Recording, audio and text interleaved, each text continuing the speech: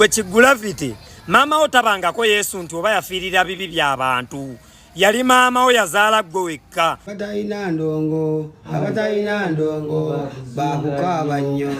nzaalina ebintu. Amawulire hasi malungi agava wali ewa Gravity buziga ku nyumba ye empya omuzimu gwa maama we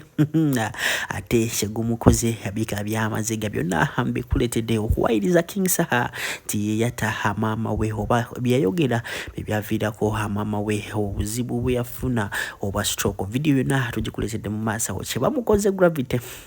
olaba namwe movement naye nga tetunagendayo aka video kano madensaba mukampele ka like na kaso tambula katukira obunabandi yakadde kumanya kweno information nadala haba team King Saha wamuni team Gravity njagala kumanya gwe oli ku side ki onakuholwa lero Gravity omutujo avuddeyo nalaga obutali bumativu bwe eri omukulu amanyikidwa nga King Saha ngagamba ti King Saha mu Gravity ye yamuleta mu music industry okumu oluyimba luyayimba amewina doza mulumanyi bulungi nnyo omukulu Gravity asobodde kuvayo nagamba kino maama wewe yafa King Saha mbu yakera machaha nakolerawo hard live ya TikTok era ngalaga nti musanyufu ekyo kintu mbu kyanyiza Gravity omutuju nekyongera omulaga nti no abantu bakolaganye nabo bonna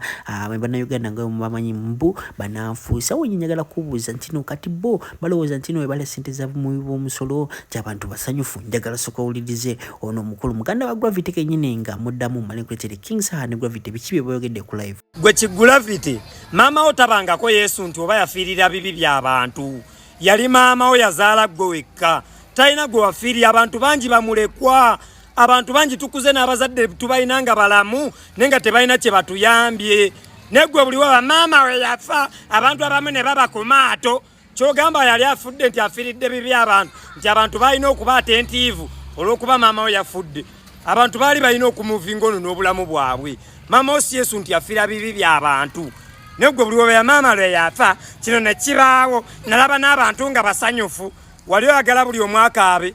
maama we yali akolanga ani mu ggwanga yali mutanda nti atuvudde ku maaso yali mulwanirizi wa ddembe nga naawe gwe waleka olinga ddebe n'ebikyamu tobiraba nti olw'okuba weegatta n'omukazi oli omukulu minisita wandifudde nga tozimbye nanju etegerekeka Gravity ng'ovudde kayombako kali akawali ekiruddu naye olw'oyo omukazi minisitira kwe kuzimbaawo n'ogamba enju y'omusajja muzikiti kiki obadde ogenda okufa ng'ozimbye tolina gwe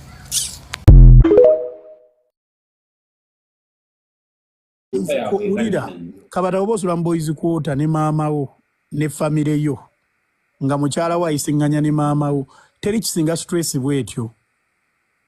otegeera yensoka kati ate waliwo byenda byempulira nze nempulira ennaku otegeera yensoka lwaki mbeerawo ne musaasira ne nga asigenda mulumba nnyo omuntu nga wasobya ku mwana ng'omwana wo bambi yasoba n'afunako problem ku mutwe tegeera mmanyi obulumi bw'oba oyitamu balina omwana alina ekizibu ku mutwe iya kati obwo bulumi bw'oyitamu nsirika ne ngamba ono kamuleke anyumirwemu kuba essanyu alifuna eno ng'avuma banne alifuna ng'amanyiira alifuna ng'ali mu kwesuddiya kati nkuleka n'ensirika ne ngamba kankuleke weeyagale naye bwona bw'okisussa bingi nnyo betusoovaayo ne twogera ne tukusumbuwa ne tukustresi oyedde ng'olina stress waakumala okitegeera kati boyi wange nze siri stressed kuba omanyi nze ndi musajja mpambanyi sibankona manager from day one nga tutandika ebidongo okimanyi nze nakuba tonnakuba tegeera nze nakuba hiiti nenfuka sita nga tonnaba tegeera ate nga sirina manager sirina muntu yenna okitegeera kati nze sirina stress gye njagaza show yamwe eba yakola bulungi kyakabi nnyo okukola obulungi kuba nze nakwaga yes era yakyasinzi naye namwagaliza oli agamba mbu show yannuma nze ate yasasulako ku show okole sherugogo nali simanyi tiwali osasudde ne ku show andi nze namusasulira nenteekayo sente zange ne zifa tegeera ne muleetera ddiiru ne bamuwa miliyoni 100 ne siryako wadde 2 neze nali nsasudde lugogo ne zifa n'atazikuddiza okitegeera kati ebyo byonna todda ogambe mbw ate mpulira oyina ennugu owulira obusungu kunze sikuulirako busungu kwagaliza kisima mukama akuwanzeeko eddusu right now okola bulungi nnyo olina bookings otalaaga okikuba okitegeera era nze ndi yapo okimanyi ku mutima sikuyinaako mbwa naye abantu abo mwali badde mwesonyiwa kuba n'oluyimba olukuba ennyo ku nnyimba zo mwali nabo ati lwakabi oluyimba ne music wakabi n'omuyimbi wakabi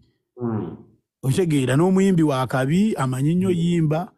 mulungi nnyo ensonga lwaki nali ngenda mutegeka erugogo kuba amanyi nnyo okuyimba okitegeera naye ebyo byogenda ng'otumanyira bikomye kitegeera oba olina b'oyagala okuwaana bakuwaanira eyo naye tokisussa bakola kabampaane okitegeera tokisussa kuba mulimu abantu abakulu ebyo nno nga tubitadde hakumabale nyongera okujjukiza Haji Abdul hakugamba gwe wenna nga oli eyo olina ebizibu namba eri awo seme 156 osomukubirako oba nomini boxing kwa WhatsApp nabira nga akuyamba namba zinga we nkugambye ono ye aha ndowooza abalina obujulizi bajja kukomenti nga omukulu walukaga ebibi ate ebyongedde okutabuka bavuddeyo ne bagamba nti no yasinga okutambuza eddogo mu parliament lwakimba byeyogerera soka ulize Haji Abdul male nkuleeterera ebyawalukaga mu maaso. Assalamu alaikum wa rahmatullahi wa barakatuh. Amanya n'eddoboozi Haji Abdul omusomi w'edduwa nkola ku nsonga ez'enjawulo emirimu nga gikutataganyeko ebyenfuna byo nga bidobonkanye ne oba oli bweru wa ggwanga emirimu gyakucankalanako jangu kusomere ku dduwa okuva nedda edduwa zaabaawo edduwa zisomibwa omuntu n'oterezebwa mu mbeera yonna ebadde ekusibyeko akanyaaga nina ekyoto kyensobola okukumira wadde oli bweru wa ggwanga nga toli kumpi wano n'ofuna omukisa ogwo nawe n'osomerwako ku dduwa nga nkuteddeko n'akabaani Allah ajja kukusaasira ajja kukwanukula kuba ku nnamba yange y'essimu 0752 44 71 56 ne ku WhatsApp kwendi mpereza obubaka sobolo kuyamba. Assalamu alaikum wa rahmatullahi wa barakatuh. Oliriza bino sirogoza kituufu ekikola ate kikoze zekatukoza abayimbi bangi basega yamesala n'okuyimba bava ne mugwamu n'okusema basema bava ne mukuyimba Vincent Saga yali muyimbi wa amaanyi omulaba gompa mabugulu musalanga timgera kuwana mugera kuswala wala bali nabo buvune babde bakunganye nangamba wiragalaga mwenza n'okomawo goloza obuyimba buyimbi oyina buti wayimbi ono siye Daudi Mugema Daudi Mugema akakasa nti yamuloga yewalukaga ebbanga lyonna lyabadde ku ttaka nga bamuloga okugulu kuti Daudi Mugema yatwala ebbanga ng'ali mu Yesu nemukolera zi vidiyo nemugamba Mugema obulwadde lwe bulema mu kizungu yanguwa mangu nnyo kebere mu Kiganda Yesu tamalaayo nzeke nyini namusaba nako mwejjanjabire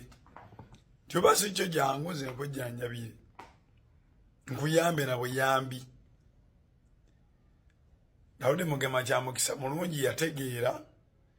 nadda mu kyalo nakakkana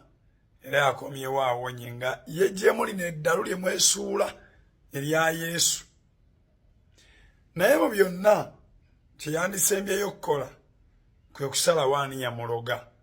kuba omuntu bw'akuloga asooka kukwata bwongo ne bw'aba aloze kagalo kano basooka kukwata bwongo kuggwebwako magezi